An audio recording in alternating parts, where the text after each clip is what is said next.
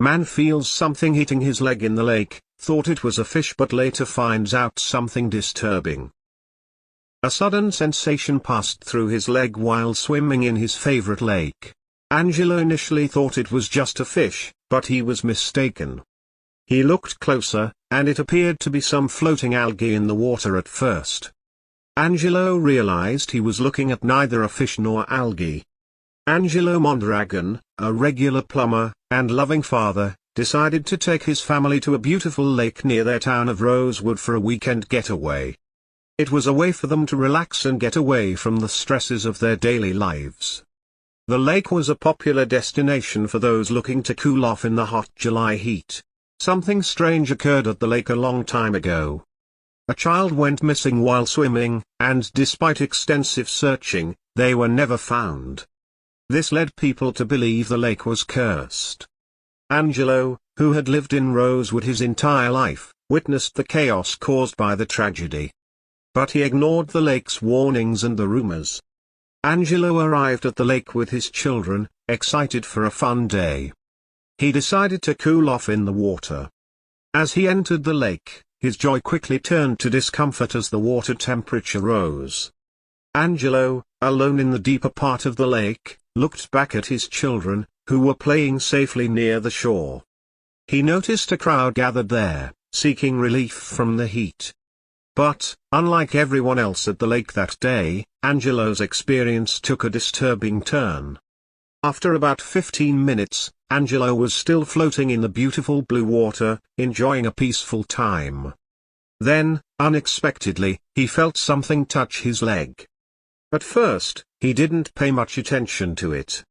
After all, there must be plenty of fish swimming under the water. But when the object hit him again, this time with greater force, it drew his attention. It didn't feel like a fish at all. It felt strange. He took a deep breath, got a closer look, and discovered something truly unbelievable. When Angelo first looked down, it appeared to be a bit of algae floating in the water above some rocks. As the sunlight reflected on the water, Angelo discovered that it wasn't algae. He kicked underwater to bring whatever it was to the surface. I saw just the bottom of her feet, and right then, at that moment, that became my child, Angelo explained. He quickly pulled the toddler from the water and screamed at the girl's family and anyone nearby, urging them to call 911 for emergency help.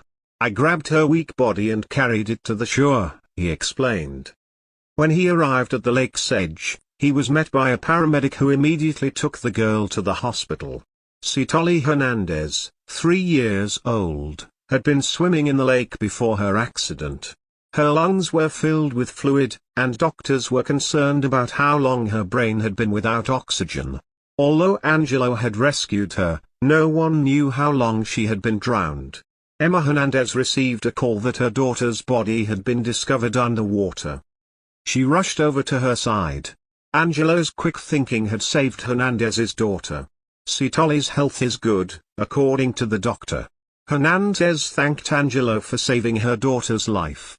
When Hernandez saw Angelo at the hospital, she ran to him, cried, and expressed her gratitude.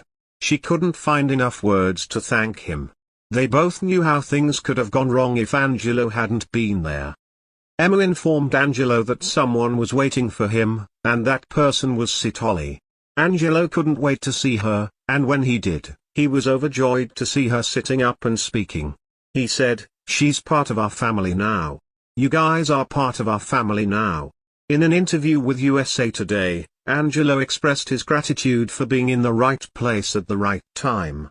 He noticed something out of the ordinary in the water and discovered a baby's foot floating up.